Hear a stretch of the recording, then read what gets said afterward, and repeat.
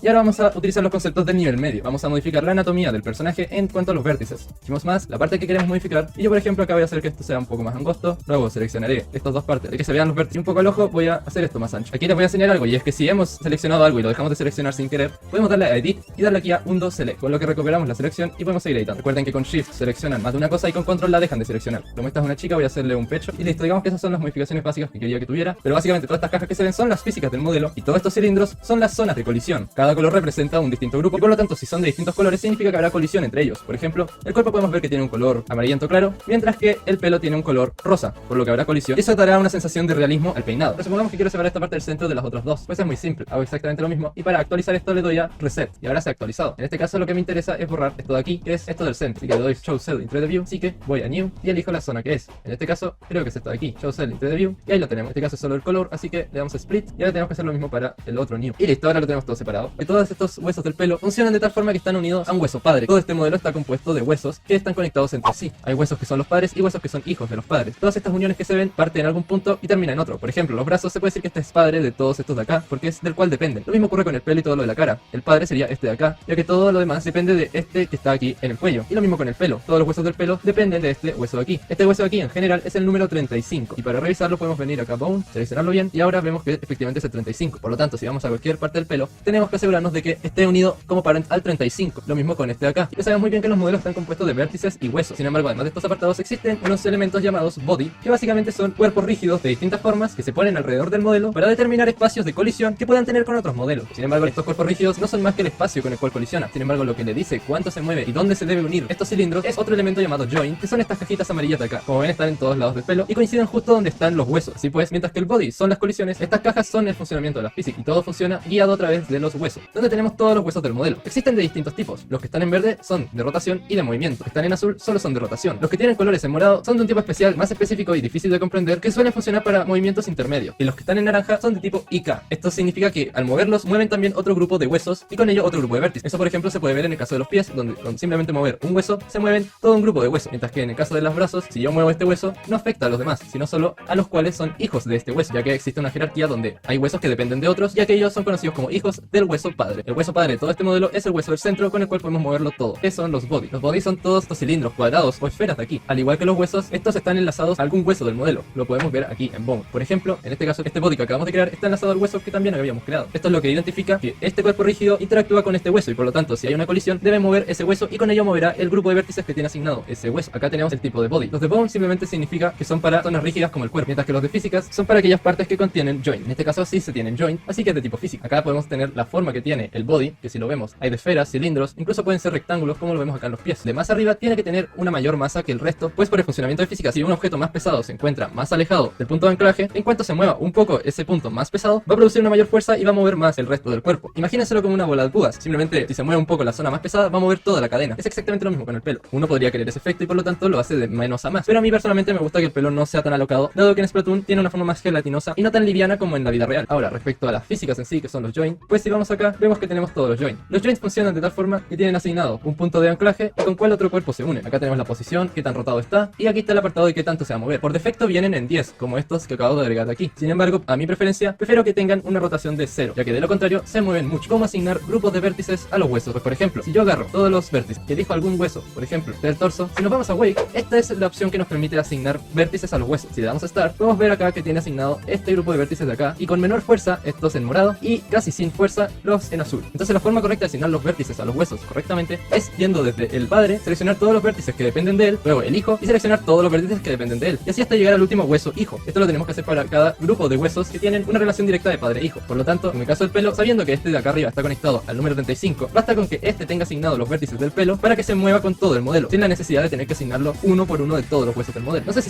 nosotros le damos acá en Vertex, podemos ver que se abre un menú donde tenemos la misma vista previa de PMX Editor, pero duplicada. La de la izquierda es el modelo que podemos editar y la de la derecha es el modelo después de aplicarle la expresión facial. Así pues, por ejemplo, si yo digo que aquí voy a hacer una expresión facial que haga que esto se haga más ancho, para poder aplicarla tengo que venir a esta ventana de acá y acá le puedo poner un nombre. Acá el tipo que tiene, que en este caso es de vértice, dónde va a ir ubicado, que puede ser donde las cejas, donde los ojos, donde la boca o en otros. Esto lo vemos en MMD. Y acá en Threshold tenemos que ponerle 0, ya que si no, por algún motivo no funciona. Le damos Reflect y ahí aparece cuántos vértices han sido afectados. Y acá es como si tuviéramos el deslizador de los morphs, donde podemos ver que se aplica la expresión. Y ahora viene la parte realmente complicada, que es adaptar este modelo a nuestro modelo. Para ello, comenzamos teniendo nuestro modelo a mano e importándolo como cualquier parte de ropa. Esto lo podemos hacer con accesorios, con partes de cuerpo o en este caso con ropa. Obviamente entre más independiente sea el modelo del cuerpo de nuestro personaje, más fácil será adaptarlo. En el caso de los accesorios es tan simples como adaptar los vértices, crear un hueso en la posición de estos vértices, asignar a ese hueso los vértices de este accesorio y finalmente hacer que el padre de ese hueso sea alguno de los huesos del modelo en el cual se encuentre esa prenda. Pero bueno, le damos a add, mergeamos todo y veamos qué sucede. Lo importante de momento es ir moviendo toda la zona que queremos y tratar de encajarlo. Empezamos con los vértices, damos a más y elegimos el último matriz reverse y lo seleccionamos. Ahora seleccionamos bone, body y joint y nos vamos a las respectivas secciones seleccionándolas desde acá. En este caso vemos que hay un montón de huesos donde la mayoría son de la espalda, pero si no me equivoco, seleccionamos todos. Ahora vamos al body y hacemos lo mismo, seleccionamos, luego el joint y ahí está. Ya que lo tenemos todo seleccionado, hacemos que se vea más claro quitando estas opciones y lo vamos moviendo. Le damos a parts para verlo todo y acá empieza el desafío, tratar de hacer que todo esto encaje en nuestro modelo. Una forma muy simple es tratar de hacerlo a mano, pero tendremos que ir haciéndolo poco a poco. Y ya que tenemos esta vista de distintos parámetros para cambiar. Básicamente esto es un poco jugar y experimentar, pero funciona de la siguiente manera. Acá tenemos todos los parámetros que ya conocemos de Diffuse, Specular, Ambient, Opaque y Reflect, los cuales podemos cambiar, pero solo de dos maneras: multiplicando el valor que tiene actualmente por uno de estos números que le pongamos, o sumando el valor que tiene con el número que le pongamos aquí. La gracia es que acá también podemos añadir valores negativos y por lo tanto se pueden restar valores. Acá le damos que todo sea 0 o que todo sea 1 y aquí lo reiniciamos. El Edge también lo podemos configurar y lo mismo con los distintos tipos de texturas, pero en particular con el color neto de la textura. Sí, pues por ejemplo, si yo quiero hacer desaparecer esta prenda, lo que tengo que hacer es hacer que el Opaque sea 0 y darle a Multiply, pues de esta forma se va a multiplicar por 0 y eso hará que sea invisible. Si hago esto y voy a Transform View, puedo ver que al darle aquí ha desaparecido. Ya hemos visto todo lo que necesitamos para crear modelos personalizados de MMD Splatoon, incluyendo accesorios, armas, mapas y personajes. Podemos crear nuestras propias personalizaciones, adaptar modelos de otras partes y crear trabajos únicos con nuestro toque personal. Ya en las próximas partes veremos MMD avanzado, enseñando a hacer animaciones de tipo Splatoon más avanzadas y técnicamente superiores, con una mayor fluidez. Lo último que nos falta saber sobre Miku Miku Effect y algunos tips adicionales. Así que nos vemos en la próxima.